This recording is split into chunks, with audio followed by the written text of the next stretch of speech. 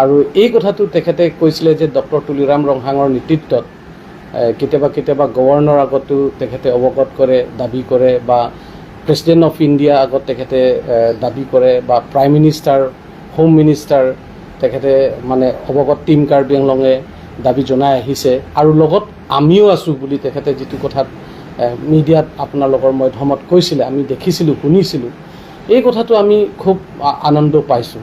সেইকাৰণে আমি তেখেতৰ যিটো ষ্টেটমেণ্টৰ মতে যিটো আহিবলগীয়া নিৰ্বাচনৰ হোৱাৰ পিছত আমি এটা আশা কৰিছিলোঁ, যিটো আজিৰ দিনত তৃতীয়বাৰ যদি সঁচাকৈ বিজেপি প্ৰাৰ্থী বা বিজেপি প্ৰধানমন্ত্ৰী যিটো নৰেন্দ্ৰ মোদী যদি হয়, বা অসমত যিটো অসম চৰকাৰৰ ফালৰ পৰা যিটো আমাৰ সন্মানীয় doctor Himanta Biswa Sarma chief minister ছাৰে যিখিনি কথা কৈছে, তেওঁ আমি আছোঁ বুলি তেখেতে আমাক আশ্বাস দিছে, বা কাৰ্বি আংলং অট'নমাছ কাউন্সিলে বাৰম্বাৰ যিটো উত্থাপন কৰা কথা যদি সন্মান ৰাখে, তেতিয়াহ'লে নেক্সট আমি এটা পৰ্যায়লৈকে আগবাঢ়িব পাৰিম বুলি আমি আশা কৰিছোঁ। আৰু সেই দ্বাৰাটোহে কাৰ্বি আংলঙৰ অট'নমাছ ষ্টেট ৰূপায়ণটো সম্ভৱ হ'ব বুলি আমি অনুভৱ কৰিছিলোঁ।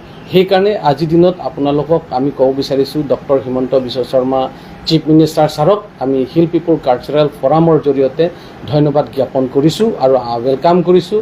আমি যদি সঁচা কথা যদি হয়, তেতিয়াহ'লে তেখেতৰ লগত আমি সদায় একেলগে কাম কৰাৰ আমি আশ্বাস প্ৰকাশ কৰিছোঁ আমাৰ ফালৰ পৰাও। আৰু এটা কথা তেখেতে কৈছে, শিক্ষা ক্ষেত্ৰত বহুত ইম্পৰ্টেণ্ট বুলি কৈছে। শিক্ষা ক্ষেত্ৰত কাৰ্বি আংলঙৰ যিটো পাহাৰীয়া অঞ্চলত শিক্ষা ক্ষেত্ৰত বহুত আগুৱাই লৈ যোৱা এটা প্ৰচেষ্টা হাতত লৈছে বুলি কৈছে। 2026 চনত তেখেতে ষ্টেট ইউনিভাৰ্চিটি এখন স্থাপন কৰা তেখেতে উল্লেখ কৰিছিলে। আমি আশাবাদী, আৰু তেখেতে যি তেখেতে প্ৰতিশ্ৰুতি দিছে আমি দেখিছোঁ, তেখেতে কাম কৰাত দেখুৱাই বুলি আমি দেখিবলৈ পাওঁ। সেইকাৰণে এতিয়া আমি বিশ্বাস ৰাখিছোঁ যে আগন্তুক দিনত 2026 চনত আমি এখন কাৰ্বি আংলং নতুন আৰু ইউনিভাৰ্চিটিত আমি পাম।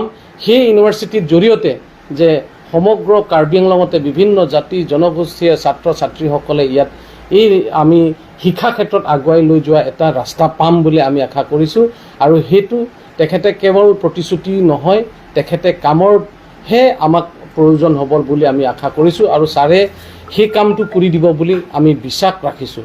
সেইকাৰণে তেখেতক এই দুটা কথাটো লৈ আমি তেখেতক আদৰণি জনাইছোঁ, তেখেতক আমি ধন্যবাদ জ্ঞাপন কৰিছোঁ। সেইকাৰণে আপোনালোকক আমি আজি আপোনালোকক নিমন্ত্ৰণ কৰিছোঁ।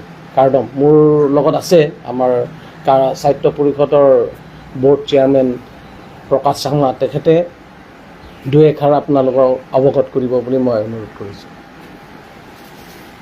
প্ৰথমতে মিডিয়া বন্ধুসকলক ধন্যবাদ দিছোঁ। এই ছুটি সময়তো হ'লেও আপোনালোকে সময়খন ওলাই আজি SPCF-ৰ অফিচত আহি সহযোগ কৰাৰ বাবে হয়, সঁচা কৰি খুব আনন্দৰ কথা। উই ফিল ভেৰি প্ৰাউড। অসমত আমি দেখিবলৈ পাইছিলোঁ কিমানখিনি পলিটিকেল পাৰ্টি আহি গুচি গ'ল, কিন্তু কোনো এটা আমাৰ অসমৰ চিফ মিনিষ্টাৰে তেওঁৰ নিজৰ ষ্টেটমেণ্টত বা নিজৰ কিবা পাব্লিক মিটিঙত কেতিয়াও মানে কাৰ্বি আংলঙত আহি দীৰ্ঘদিনৰ যি আমাৰ দাবী আৰ্টিকল 244A বিষয় লৈ যে আমিও যে অসম চৰকাৰ হয় বা অসমৰ কিবা হয় আমি কাৰ্বি আংলঙত ছাপোৰ্ট কৰিছোঁ বুলি কোৱা দেখা নাছিলোঁ। কিন্তু আজিৰ দিনত আমি সঁচাকৈ সৌভাগ্য বুলি আমি ক'বলৈ লাগিব যে যেতিয়া নেকি আমাৰ অসমত ডক্টৰ হিমন্ত বিশ্ব শৰ্মা ছাৰে নিজে নেতৃত্ব লোৱাৰ পাছত আমি বিভিন্ন জাতি জনগোষ্ঠীৰ পৰা আদি কৰি ৰাস্তা বাট ঘাট এডুকেশ্যনেল ছেক্টৰ গোটেইখিনি এটা ডেভেলপমেণ্ট ৰাস্তাত আমি দেখিছোঁ। তাৰ উপৰি আজি আমাৰ ইমানেই সৌভাগ্য, তেখেতে নিজে যোৱাকালি আমাৰ BJP প্ৰাৰ্থী নমিনেশ্যন ফাইল কৰিব আহোঁতে পাব্লিকৰ আগত বা আপোনালোকৰ মিডিয়া পাৰ্চনে সুধোঁতে কৈছে কি আমাৰ ফালৰ পৰা কোনো এটা অবজেকশ্যন নাই, আৰু আৰ্টিকল 244A এটা লং ষ্টেণ্ড ডিমাণ্ডটো পাবলৈ লাগে, বা আমি অসম চৰকাৰ হৈ আমি সেইটো লৈ কি বুলি ক'ব এইটো সমৰ্থন আছোঁ বুলি কৈছে। তো সেইটো আমাৰ কাৰ্বি আংলং ৰাইজক খুব ডাঙৰ এটা গিফ্ট বুলি আমি ক'ব পাৰোঁ, কিয়নো এতিয়া নিৰ্বাচনটো আহি আছে, কিন্তু কোনো এনেকুৱা নিৰ্বাচনত আহি বা এনেকুৱা কোৱা চিফ মিনিষ্টাৰে কিন্তু কোৱা আমি দেখা নাই। এইটো আমাৰ মানে প্ৰথম চিফ মিনিষ্টাৰ ছাৰ যে ডিফুত আহি কাৰ্বি আংলঙত আহি কোৱা তাৰ বাবে আমি সঁচা কৰি আমি SPCF বুলি নহয় আমাৰ যিমানটো আমাৰ ইয়াত কাৰ্বি আংলঙত বসবাস কৰা সৰু জাতি জনগোষ্ঠীবিলাকো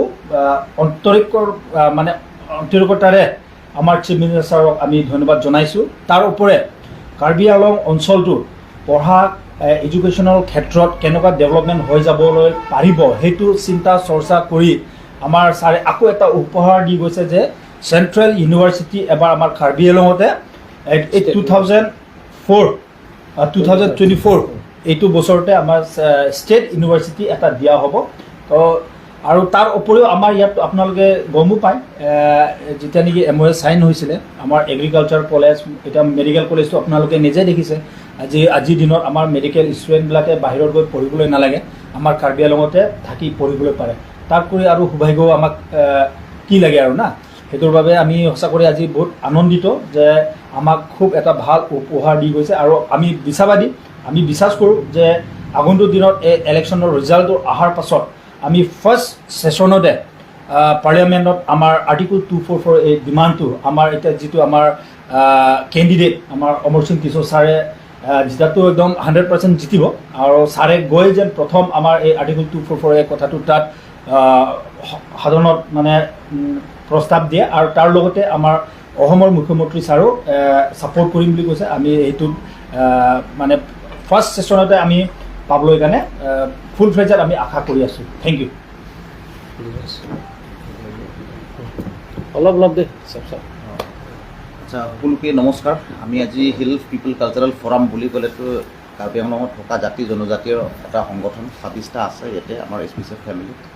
আৰু বিশেষকৈ আজি আমি গোটেই সাংবাদিক বন্ধু ভাইবিলাকক কৃতজ্ঞতা জনাইছোঁ যে আমি আজি প্ৰেছ মিট কৰিব দুটা কাৰণত কৰিছোঁ। বিশেষকৈ আমি আজি মুখ্যমন্ত্ৰী অসমৰ ডক্টৰ হিমন্ত বিশ্ব শৰ্মাদেৱ যোৱাকালি আহি কিনি প্ৰেছ ষ্টেটমেণ্ট এটা ঘোষণা কৰিছিলে যে আমাৰ 244 article 244A of the Indian কনষ্টিটিউশ্যনটো মানে যিটো আমাৰ পাহাৰীয়া অঞ্চলত থকা ডিমা হাছাও কাৰ্বি আংলং এই দুটা জিলাৰ কাৰণে এটা আমি আগৰ পৰা আমি দাবী কৰি অহা যে সাংবিধানিক আমাৰ এইটো বিচাৰাটো মানে ষ্টেট গভৰ্ণমেণ্টে এইটো সমৰ্থন দিয়ে বুলি নিজে যোৱাকালি আপোনালোকে গম পাইছে চাগে।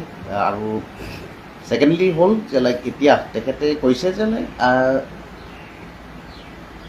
ষ্টেট ইউনিভাৰ্চিটি এই বছৰৰ পৰা দিব। সেইটোৰ কাৰণে আমি মানে ভাল লাগিছে সঁচাকৈ। আৰু এইটো প্ৰমাণ কৰিছে যে আমি আমাৰ মুখ্য কাৰ্যবাহী সদস্য ডক্টৰ তুলিৰাম ৰংহাঙে কামেৰে সি পৰিশ্ৰম কৰি দেখাইছে যে মানুহবিলাকে উঠাই যে ইলেকশ্যন আহিলেহে 244 আৰ্টিকেল ইছ্যুটো কয়, কিন্তু তেনেকুৱা নহয়। সি সঁচাকৈ প্ৰাইম মিনিষ্টাৰ লেভেলতে হওক বা য'ত হাই লেভেল হিচাপত সি তেখেতে মানে দাবী জনাইছে এইটো পাব্লিকৰ ডিমাণ্ডটো। এইটো মানে মই বিশেষ ভাল লাগিছে অন্তৰত। আৰু কাৰ্বি আংলং ৰাইজকো মই মানে ক'ব বিচাৰিছোঁ যে এনেকৈ ষ্টেপৰ আমি মানে আদৰ ল'ব লাগে আৰু এইটো আমি মানে ৰেচপেক্ট কৰিব লাগে। আৰু একেলগে অট'নমাছ ষ্টেট যদি হয় এইটো চবৰ কাৰণে হ'ব, সেইটো কাৰণে ইয়াত পলিটিকেল ইছ্যুটো বনাব নালাগে। মই এইটোও ক'ব বিচাৰিছোঁ যাতে যেন ইয়াত মানে আমাৰ ডক্টৰ তুলিৰাম ৰংহাং ছাৰে যি কাম কৰি গৈ আছে সেইটো মানে ৰাইজে সমৰ্থন দিব লাগে। আৰু এতিয়া বিজেপি চৰকাৰে এতিয়া ক'ব গ'লেতো ভাল কামেই কৰি আছে, 10 বছৰে হৈছে। আৰু 10 বছৰৰ উপৰিও মই বিচাৰোঁ যে যদি এবাৰো যদি সময় দি দিয়ে আৰু ভাল হ'ব নেকি বুলি ভাবোঁ। সেইটোৱে আৰু মই ক'ব বিচাৰোঁ। Thank you. কওক ইয়াত আহক অলপ কৈ দিব আহকচোন।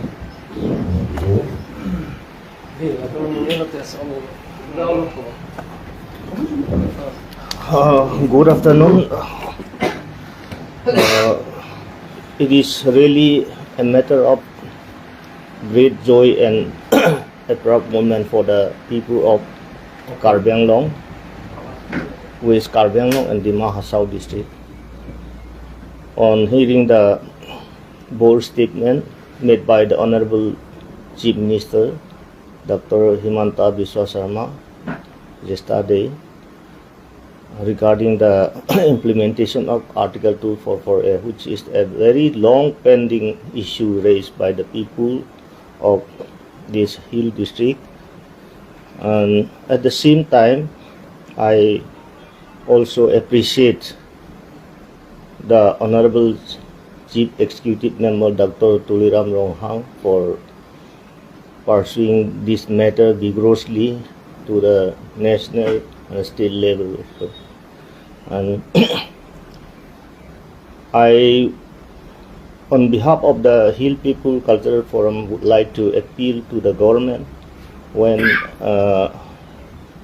it is formed to invite the authority of Karbi Anglong Autonomous Council and all the stakeholders for detailed talks for the full implementation of Article 244A so that it can be achieved at an early date. Thank you.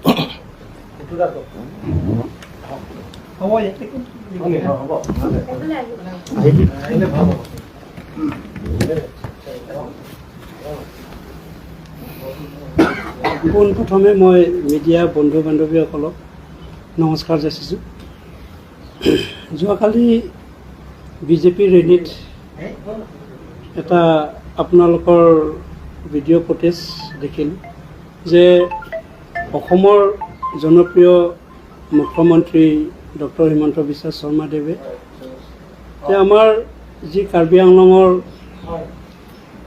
সকলো জাতি জনগোষ্ঠীৰ যি মূল সমস্যা 244 article ইমপ্লিমেণ্টৰ ক্ষেত্ৰত আমাৰ doctor Tuliram ছাৰে আৰু কাৰ্বি আংলঙৰ বিভিন্ন ছ'চিয়েল অৰ্গেনাইজেশ্যনৰ যি 244 আৰ্টিকল দাবী আছিলে, কিন্তু যোৱাকালি এইটো এটা আমাৰ কাৰ্বি আংলং, ডিমা হাছাও, ৱেষ্ট কাৰ্বি আংলঙৰ ৰাইজৰ কাৰণে যি মুখ্যমন্ত্ৰীৰ যিটো এটা বাক্য তেখেতে কৈছিলে, আমি তেখেতক বহুত বহুত ধন্যবাদ আৰু কৃতজ্ঞতা জনাইছোঁ যে কাৰ্বি আংলঙৰ যি সমস্যা, যি 244 আৰ্টিকলত তেখেতক আপোনালোকৰ মিডিয়াৰ বন্ধু বান্ধৱীসকলে সুধিছিলে যে 244 আৰ্টিকলৰ ইমপ্লিমেণ্টৰ ক্ষেত্ৰত কেনেকুৱা ধৰণে, তেতিয়া তেখেতে এইটোৱে কৈছে যে ডক্টৰ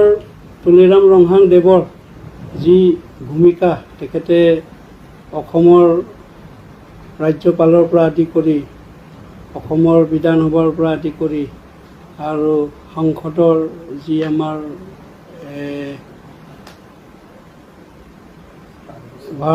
ভাৰতৰ প্ৰধানমন্ত্ৰী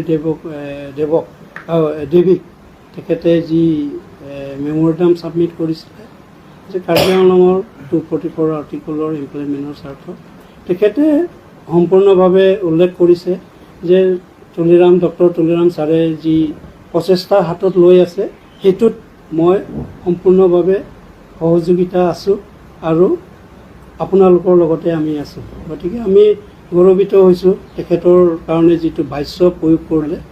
আৰু দ্বিতীয়তে যি আমাৰ শিক্ষা, কাৰ্বি আংলঙৰ ডিমা হাছাও আৰু ৱেষ্ট কাৰ্বি আংলঙৰ যি আমাৰ ছাত্ৰ ছাত্ৰী আছে অতিকৈ পিছপৰা, গতিকে ইয়াত যি ষ্টেট ইউনিভাৰ্চিটি হোৱাৰ এটা তেখেতে প্ৰকাশ কৰি গৈছে, বহুত আদৰণীয় পদক্ষেপ।